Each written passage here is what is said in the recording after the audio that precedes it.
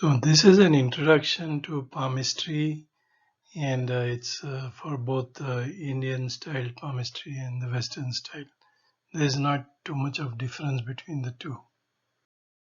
The disclaimer: the presentation is for the as entertainment purposes only, and the author is in no way responsible for any actions the reader um, might take after reading it.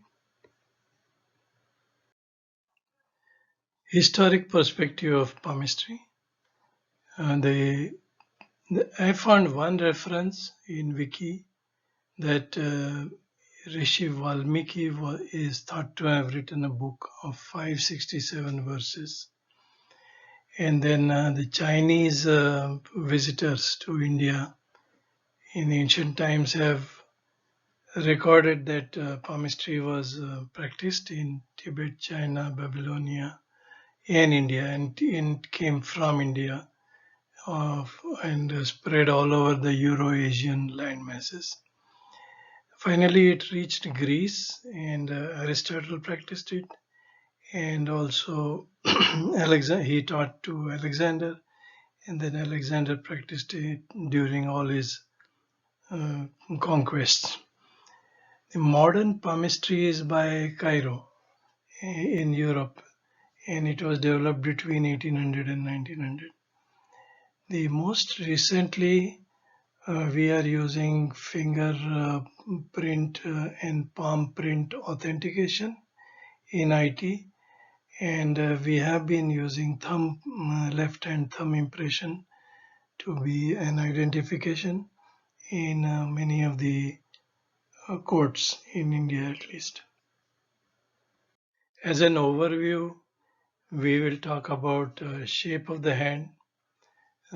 Is it a conical or a flat or a boxy, squarish? Then about the mounts, they are elevated or they're depressed. The lines, are they dark, deep? And the thumb, is it flexible or stiff? And then fingers and fingertips.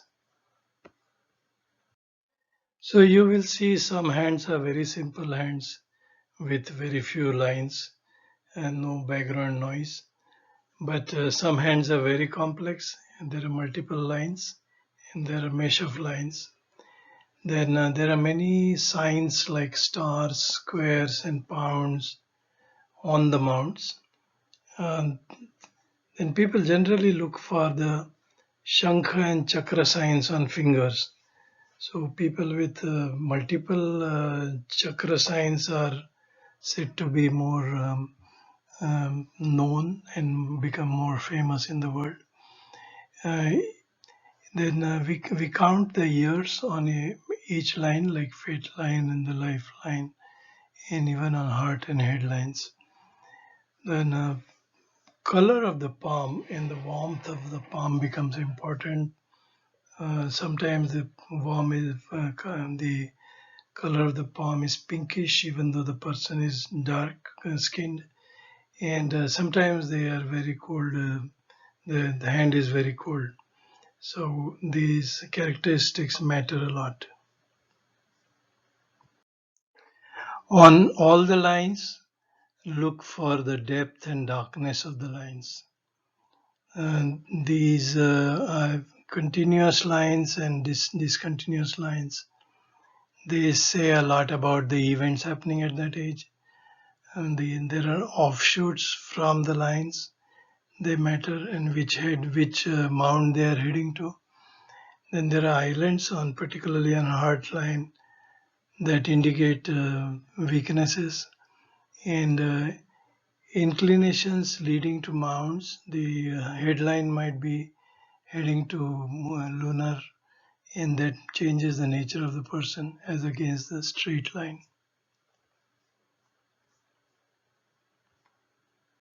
Mounds are said to be extremely important in palmistry. The Mercury is the lord of the base of the little finger. Sun mound is under the ring finger. Saturn is at the base of the middle finger. Jupiter is the under the index finger. The moon is on the left bottom of the left bottom base, and the Venus is under the thumb. So Mars is at the end of the heart line, and Mars 2 is beginning of the headline. Let's understand the fate line. It usually begins at the base of the hand and heads towards the Saturn Jupiter mounts. That is towards the middle finger or the index finger. We use from base up to the headline, this portion of the fate line, to represent the age up to 28. Any cuts or any discontinuations represent a change in the person's life up to the age of 28. Headline to heartline is treated from 28 to 42, and any changes, particularly in jobs and all, can be seen here. Then heart to the base of the middle finger is between 42 and 70, and the career of the person at that age can be seen in this portion of the fate line. The thumb's flexibility and the lines on the thumb matter. There are three sections of the thumb separated by lines. So the base represents research into any problem or any issue that you are handling. Then the middle indicates analytical capability of the person on all the issues that come in his life. Then the upper section of the thumb is taken as the way of making decision. Now, flexible thumb indicates that you are still flexible on the decision, but stiff indicates that yes, we are firm on those decisions. Yeah, the thumb, if it is stiff, then it also makes an adamant person, and bendable thumb makes a flexible person.